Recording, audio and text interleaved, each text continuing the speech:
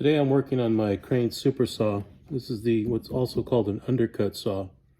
It's for when you have door jambs that have never been cut out. Say you're doing laminate and you want to tuck the laminate under the door jambs, which is the proper thing to do. You can actually use it for cutting door jambs, for tile, and it's just so you don't have to notch around the door jamb.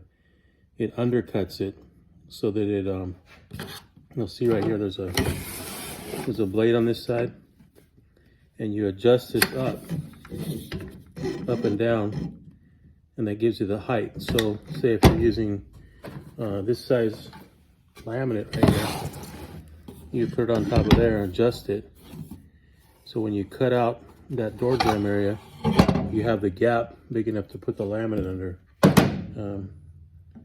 One day I'll show you a video of how it works, but today I'm just doing a little maintenance on it.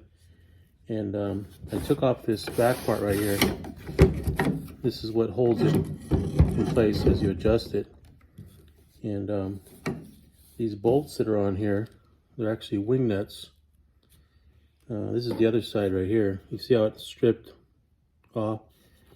And what I'm going to do today is I'm going to put some other bolts on that we can use, instead of tightening it by hand, which a wing nut does, we can use a wrench to tighten it. Because what happens sometimes, if you don't tighten it by hand enough, it'll, as you're working with it and vibrating, it'll drop down a little bit. So this is a good time to just take it apart and just get a brush and clean it. Just check all the parts, tighten everything up, make sure that everything's working good. You can even change the saw blade on it if you want to. That's what it kind of looks like without the skirt. Watch. It's just basically a saw, like a skill saw. And this right here is bottomed out, see, all the way down to the ground. So what this does is collar, is it locks it in like so. And there's two holes there for the bolts, and it allows it to go up and down like that, and you lock it in place. So in this case, we're going to lock it in place. We want it to be up so high, we lock it in place, and that would be the height of our laminate. We undercut the door jamb, pull that wood out, and the laminate slides right underneath, so you don't have to notch around it. So today I got these, I want to replace these with the bolts. So I got a set over here on this side. You see what I did was I just left this together so I would know how it goes. So I'm just going to mock this side over here. And I'm going to use these instead.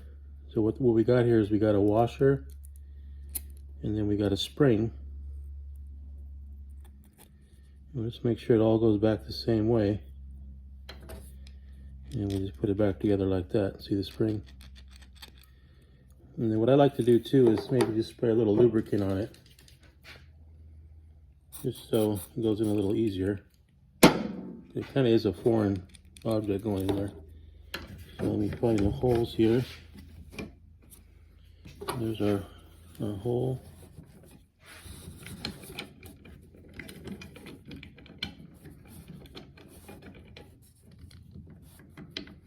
And it's spring loaded, so it's kind of a pain to get in, but once we get it in there,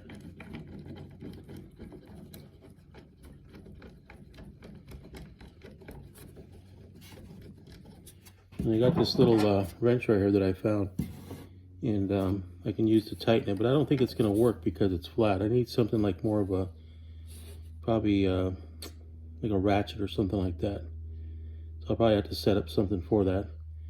But it's kind of a, I hate to say it, it's kind of a poor design, because look at how you have the handle here, and then right under the handle you have to tighten it.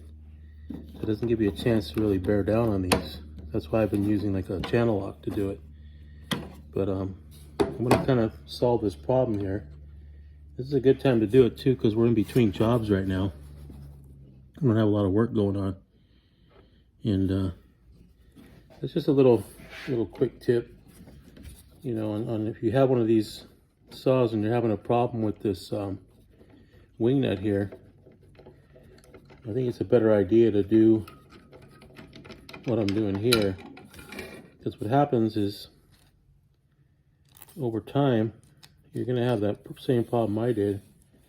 And you know, when you get to a job and you've already got it set for one floor and you want to change it, it's just a lot quicker, you know. It saves you time, because they say time is money, right? So now I got that on there. I'm going to put the other one on the other side, and I'm going to figure out a ratchet for it. And I just carry it around with it.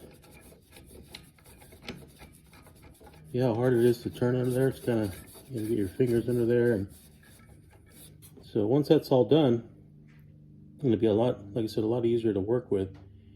And then just for reference, this right here is what's called a 1/4-20. And then that's the thread. And then you would get it the same length. See, and you're using all the mechanisms. You're using the washer that's in here. You're using the spring and everything. And it's just a replacement for it. So hopefully that helped you guys out a little bit.